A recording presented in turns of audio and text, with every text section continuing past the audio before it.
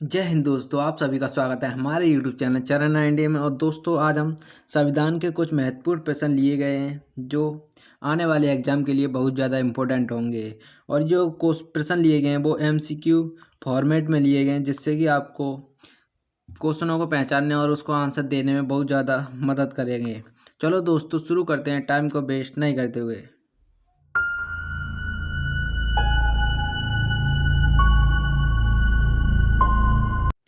पहला क्वेश्चन है, भारतीय संविधान का जनक कौन कहलाता है? Jawaharlal Nehru, doctor B R Ambedkar, Vallabh Bhai Patel या मोहम्मद जिन्ना? इसका सही आंसर है option B, doctor B R Ambedkar ji. Doctor B R Ambedkar ji भारतीय संविधान के जनक कहलाते हैं। और doctor B R Ambedkar ji द्वारा ही अनुच्छेद 32 को भारतीय संविधान की आत्मा कहा गया है। और अनुच्छेद 32 में क्या है? तो अनुच्छेद 32 में है कि सुप्रीम कोर्ट जो है वो इसके अनुसार 5 रिट जारी कर सकता है। 5 रिट जारी करता है सुप्रीम कोर्ट इसके अनुसार। और जो हाई कोर्ट है, हाई कोर्ट करता है 2226 अनुच्छेद के तहत रिट जारी करता है। दूसरा क्वेश्चन देखते हैं। संविधान सभा के प्रथम अस्थायी अध्यक्ष थे doctor Rajendra Prasad, doctor NC. Mukherjee, doctor सच्चिदानंद सिन्हा, जवाहरलाल नेहरू? तो जो इसका सही आंसर है वो है ऑप्शन सी, डॉक्टर सच्चिदानंद सिन्हा। डॉक्टर सच्चिदानंद सिन्हा ही जो संविधान सभा थी उसके पहले अस्थायी अध्यक्ष थे। और स्थायी अध्यक्ष कौन थे? तो स्थायी अध्यक्ष थे डॉक्टर राजेंद्र प्रसाद। और जो इसके संविधान सभा थी उसके उपाध्यक्ष कौन थे? तो उपाध्यक्ष थे एन.सी. मुखर्जी। ये भी ध्यान रखना, कभी कभार पूछ लिया जाता है कि इसके उपाध्यक्ष जो संविधान सभा बनी थी उसके उपाध्यक्ष कौन थे। देखते हैं आगे क्वेश्चन।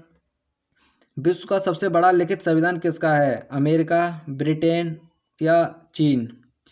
तो जो इसका सही आंसर है, इसका सही आंसर है ऑप्शन सी, भारत। इसका सही आंसर है भारत। भारत का सबसे बड़ा लिखित संविधान है विश्व में। और जो ब्रिटेन का है, ब्रिटेन का संविधान अलिखित है। ब्रिटेन के संविधान अलिखित है, ये भी ध्यान रखना आप लोग। आगे देखते हैं question number 4। Simon commission Bharat कब आया था? 1930, 1942, 1928, 1919? इसका सही आंसर है ऑप्शन सी, 1928। 1928 में ही साइमन कमीशन भारत आया था। और 1919 की डेट किससे संबंधित है? तो 1919 में रॉल एक्ट आया था भारत के अंदर। और रॉल एक्ट को ही काला कानून कहा जाता था। क्या? काला कानून रॉल एक्ट को ही कहते हैं। तो ये भी ध्यान रखना, क्योंकि इसमें रॉल एक्ट में क्या कानून आए थे? तो ये कानून आए थे कि जो भी भारत के नेता या राजनेता हैं उनको गिरफ्तार किया जाएगा तो उनके लिए ना कोई वकील रखा जाएगा ना कुछ, उनको डायरेक्ट ही सजा दी जाएगी। आगे देखते हैं क्वेश्चन नंबर 5। प्रांतों में द्वैध शासन कब लगाया गया था? 1909, 1857, 1928 या 1919? तो इसका सही आंसर है ऑप्शन डी, 1919। 1919 में ही प्रांतों में दोबारा से द्वैध शासन लगाया गया था। पहली बार कब लगाया गया था? तो पहली बार लगाया था 1765 से 1772 तक पहली बार द्वैध शासन लगाया गया था। और ये द्वैध शासन किसने समाप्त किया था? तो ये द्वैध शासन समाप्त किया था वारेन हेस्टिंग ने। किसने? वारेन हेस्टिंग ने। और वारेन हेस्टिंग ही बंगाल के पहले गवर्नर जनरल बन के आए थे। और इसने ही जो बंगाल में द्वैध शासन लगा हुआ था उसको समाप्त किया था। और जो ये 7 साल हैं, 7 साल ही बंगाल की लूट कहलाती हैं। क्या कहलाती है? बंगाल की लूट कहलाती हैं, 1765 से 1772। इसका सही आंसर है ऑप्शन डी। आगे देखते हैं क्वेश्चन नंबर 6। नेहरू रिपोर्ट कब पेश की गई थी? 1942, 1922, 1928, 1910? तो जो इसका सही आंसर है, इसका सही आंसर है ऑप्शन सी, 1928। 1928 में नेहरू रिपोर्ट पेश की गई थी। और नेहरू रिपोर्ट किसके द्वारा पेश की गई थी? तो नेहरू रिपोर्ट की गई थी मोतीलाल नेहरू के द्वारा। और मोतीलाल नेहरू कौन थे? तो ये मोतीलाल नेहरू थे, जवाहरलाल नेहरू के पिताजी थे मोतीलाल नेहरू। आगे देखते हैं क्वेश्चन नंबर 7। प्रथम पूर्ण स्वराज दिवस कब मनाया गया था? 26 जनवरी 1921, ऑप्शन बी 26 जनवरी 1922, ऑप्शन सी 26 जनवरी 1928, ऑप्शन डी 26 जनवरी 1930?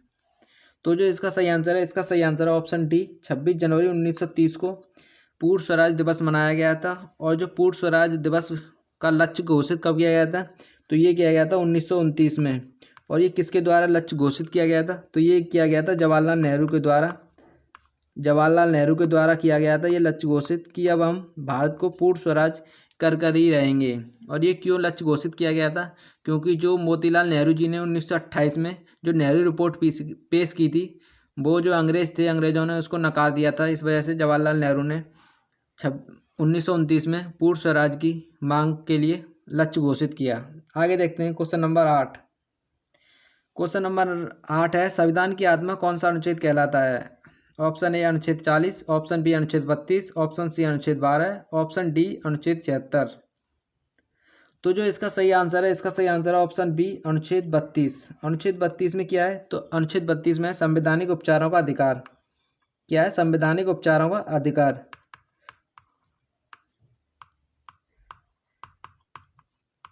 और इस संविधान को ही, इस अनुच्छेद को ही डॉक्टर बी.आर. अम्बेडकर के द्वारा भारत के संविधान की आत्मा कहलाता है। और इस अनुच्छेद में क्या है?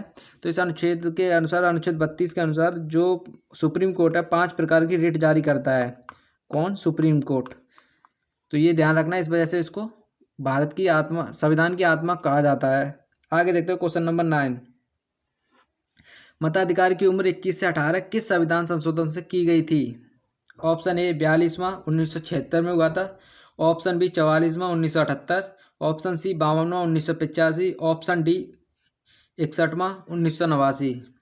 तो जो इसका सही आंसर है वो सही है, इसका आंसर ऑप्शन डी 1989 में की गई थी। जो 61वां संविधान संशोधन 21 से 18, पहले मताधिकार की जो आयु थी वो थी, मगर इस संविधान संशोधन के बाद, 61वें संविधान संशोधन के बाद 18 उम्र कर दी गई थी। आगे देखते हैं क्वेश्चन नंबर 10। सर्वोच्च न्यायालय किस अनुच्छेद से रिट जारी करता है? अनुच्छेद 226, अनुच्छेद 32, अनुच्छेद 360, अनुच्छेद 62। तो इसका सही आंसर है वो है सर्वोच्च न्यायालय, ऑप्शन बी अनुच्छेद 32 के द्वारा रिट जारी करता है। और ये कितनी रिट जारी करता है? तो ये 5 प्रकार की रिट जारी करता है। और जो हाई कोर्ट है वो हाई कोर्ट करता है इसके द्वारा, अनुच्छेद 226 के द्वारा हाई कोर्ट रिट जारी करता है। और अनुच्छेद 360 में क्या है? तो इसमें है आपातकाल से संबंधित। आगे देखते हैं क्वेश्चन नंबर 11। छुआछूत का अंत किस अनुच्छेद में? अनुच्छेद 17, अनुच्छेद 16, अनुच्छेद 15, अनुच्छेद 18 है। तो छुआछूत का अंत है अनुच्छेद 18 के अंदर, नहीं सॉरी, अनुच्छेद 17 के अंदर है छुआछूत का अंत। और अनुच्छेद 18 में क्या है? तो अनुच्छेद 18 में उपाधियों का अंत। किसका है? उपाधियों का अंत।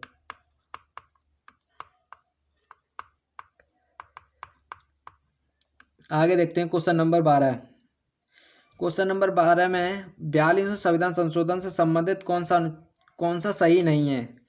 तो ऑप्शन ए 10 मौलिक कर्तव्य जोड़े गए थे, ऑप्शन बी समाजवाद, पंचनिरपेक्ष, अखंडता जोड़ा गया था, अनुच्छेद सी ऑप्शन सी अनुच्छेद 31 को मौलिक अधिकारों से हटाया गया, या ऑप्शन डी इसे लघु संविधान कहते हैं। तो इसमें यह बताना है कि इसमें कौन सा सही नहीं है, संविधान संशोधन 42 में कौन सा नहीं जोड़ा गया है। तो ये अनुच्छेद 31 को मौलिक अधिकार से हटाया गया, ये इसका सही आंसर है। क्योंकि ये 44वें संविधान संशोधन से किया गया था और इसको एक वैदिक कानून बना दिया गया था। और ये किस अनुच्छेद में डाल दिया गया था? ये डाल दिया गया था अनुच्छेद 300A में। तो इसका सही आंसर है ऑप्शन सी। आगे देखते हैं क्वेश्चन नंबर 13। पंचायत को संवैधानिक दर्जा किस संविधान संशोधन से मिला था? ऑप्शन ए 73वां जो 1979 में हुआ था, ऑप्शन बी 74वां जो 1992 में हुआ था, ऑप्शन सी 73वां जो 1992 में हुआ था, ऑप्शन डी 61वां 1989 में। तो इसके ये बताना है कि पंचायत को संवैधानिक दर्जा किस संविधान संशोधन से मिला था। तो इसका सही आंसर है ऑप्शन सी 73वां संविधान संशोधन 1992 में पंचायत को संवैधानिक दर्जा मिला था। और जो कमेटी थी वो कमेटी किस इससे कौन से संबंधित थी? तो इससे संबंधित थी बलवंत राय मेहता कमेटी, बलवंत राय मेहता समिति। ये भी ध्यान रखना आप लोग। आगे देखते हैं क्वेश्चन नंबर 14। क्वेश्चन नंबर 14 है, वर्तमान संविधान में अनुसूचियों की संख्या है 8, 18, 12, 9। तो इसका सही आंसर है ऑप्शन सी 12 अभी वर्तमान में अनुसूचियों की संख्या है। पहले जो थी जब संविधान मूल संविधान में, तो मूल संविधान में थी अनुसूचियों की संख्या थी 8।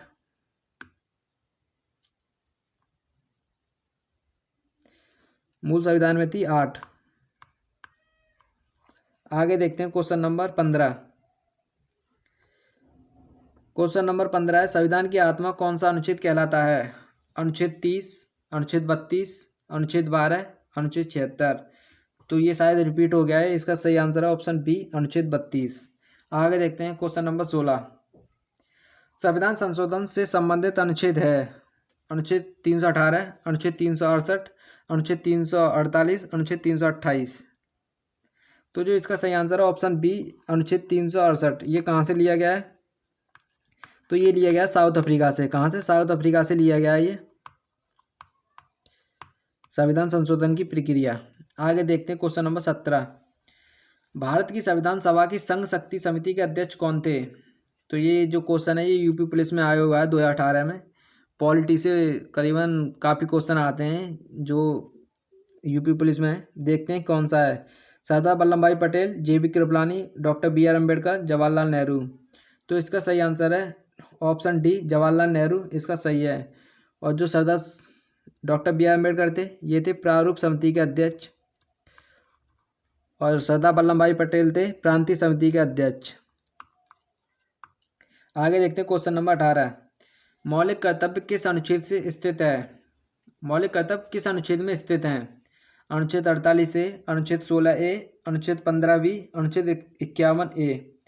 तो इसका सही आंसर है ऑप्शन डी, अनुच्छेद 51 ए। और ये मौलिक कर्तव्य कौन से भाग में है? तो भाग है 4A, भाग 4 का पैराक्लॉज ए। तो इसका सही आंसर है अनुच्छेद 51A में जो मौलिक कर्तव्य हैं वो हैं। और मौलिक कर्तव्य कहाँ से लिए गए? तो मौलिक कर्तव्य रूस से लिए गए हैं। मूल संविधान में मौलिक कर्तव्य थे या नहीं, इसका आंसर बताओ। तो मूल संविधान में मौलिक अधिकार नहीं थे, और ये 42वां संविधान संशोधन हुआ था उससे जोड़े गए थे 10 मौलिक कर्तव्य, और एक मौलिक कर्तव्य बाद में जोड़ा गया था। तो वर्तमान में मौलिक कर्तव्यों की संख्या है 11। आगे देखते हैं क्वेश्चन नंबर 19। संवैधानिक निकाय कौन सा है? इसमें ये पूछा है कि इसमें संविधान निकाय कौन सा है। ऑप्शन ए मानवाधिकार आयोग, option B NITI Aayog, option C केंद्रीय अन्वेषण ब्यूरो, ऑप्शन डी अनुसूचित जनजाति। तो इसका सही आंसर है ऑप्शन डी, अनुसूचित जनजाति। अनुसूचित जनजाति से संबंधित कौन सा अनुच्छेद है? तो अनुसूचित जनजाति से संबंधित अनुच्छेद 338 ए। कौन सा है? 338 ए है। और बाकी के ये सभी कानून से बनाए हुए गए हैं, और ये इनका कोई एक संवैधानिक निकाय नहीं है। तो इसका सही आंसर है ऑप्शन डी। आगे देखते हैं क्वेश्चन नंबर 20। राष्ट्रपति का अध्यादेश जारी करने से संबंधित अनुच्छेद है अनुच्छेद 123, अनुच्छेद 213, अनुच्छेद 202, अनुच्छेद 169। तो राष्ट्रपति अध्यादेश जारी करता है, वो अध्यादेश जारी करता है अनुच्छेद 123 से। किससे? 123 से। तो इसका आंसर सही है ऑप्शन ए। और जो राज्यपाल है वो राज्यपाल करता है अनुच्छेद 213 से। आगे देखते हैं क्वेश्चन नंबर 21। पंचायती राज से संबंधित अनुच्छेद है। तो पंचायती राज से संबंधित अनुच्छेद कौन सा है? ऑप्शन ए अनुच्छेद 20, ऑप्शन बी अनुच्छेद 35, ऑप्शन सी अनुच्छेद 40, ऑप्शन डी अनुच्छेद 42। तो इसका सही आंसर है ऑप्शन सी, अनुच्छेद 40। इसमें ही पंचायती राज का गठन से संबंधित है, पंचायती राज के गठन से, ये ध्यान रखना। आगे देखते हैं क्वेश्चन नंबर 22। संविधान संशोधन किस देश से लिया गया है? Australia, south Africa, Germany, Canada. तो इसका सही आंसर है ऑप्शन बी, साउथ अफ्रीका। अभी मैंने आपको बताया भी था कि संविधान संशोधन कहाँ से लिया गया है, तो साउथ अफ्रीका से लिया गया है। और जर्मनी से क्या लिया गया है? तो जर्मनी से लिया गया है आपातकाल। और यूएसए से क्या लिया गया है? तो ऑस्ट्रेलिया से लिया गया है समवर्ती सूची। क्या ली गई है? समवर्ती सूची ली गई है ऑस्ट्रेलिया से। आगे देखते हैं क्वेश्चन नंबर 23। भारत छोड़ो आंदोलन कब से शुरू हुआ था? तो इसका सही आंसर बताना है कि भारत छोड़ो आंदोलन कब से शुरू हुआ था। 1942, 1946, 1958, 1940। तो जो इसका सही आंसर है वो है ऑप्शन ए, 1942। 8 अगस्त 1942 से शुरू किया गया है। कब से? 8 अगस्त 1942 से। और इसको ही जो भारत छोड़ो आंदोलन शुरू हुआ था इसको ही अगस्त क्रांति भी कहते हैं। आगे देखते हैं क्वेश्चन नंबर 24। सामान्य नागरिक संहिता किस एकमात्र राज्य में लगी हुई है? मणिपुर, नागालैंड, गोवा, केरल। इसका सही आंसर है ऑप्शन सी, केरल। केरल में सामान्य नागरिक संहिता लगी हुई है, और ये एकमात्र ऐसा राज्य है जिसमें सामान्य नागरिक संहिता लगी हुई है। आगे देखते हैं क्वेश्चन नंबर 25। वित्त आयोग से संबंधित अनुच्छेद है अनुच्छेद 140, अनुच्छेद 240, अनुच्छेद 280, अनुच्छेद 278। तो जो इसका सही आंसर है वो है अनुच्छेद बी, ऑप्शन बी, अनुच्छेद 240। आगे देखते हैं क्वेश्चन नंबर 26।